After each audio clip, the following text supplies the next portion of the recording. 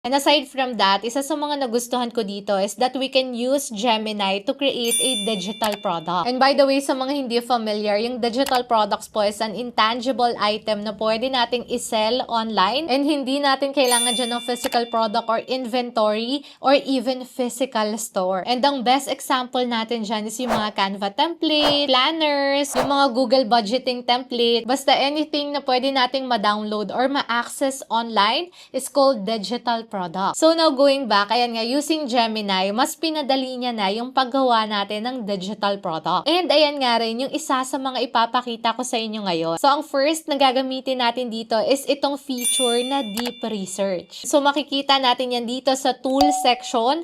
So make sure na mapili natin itong deep research before tayo mag-proceed. So by using this feature, bibigyan tayo ni Gemini ng detailed response that will help us to create our digital product. So like here, ayan, magpo-prompt tayo ng ganito. Research the 5 most popular digital products to sell on Etsy. Create a short report that includes the price range, demand, analytics, competition level, and profit potential for each product. Compare them and recommend which digital product I should sell on Etsy. Present the result in a simple table with a brief explanation. So ayan, in deep research, ito yung mga details na ibibigay niya sa atin. And by the way pala learners, itong deep research, magagamit natin yan kahit naka-free account lang tayo. And alam nyo ba, sa ibang AI platform, kahit sikat pa yan, ito nga pong deep research ay kasama dun sa kanilang paid plan. So ibig sabihin sa iba, hindi natin yan magagamit for free. Pero dito kay Gemini, pwede natin yang magamit kahit hindi tayo naka-paid plan. So now going back, ayan, to proceed, select lang natin itong start research. And then ito, after a few minutes,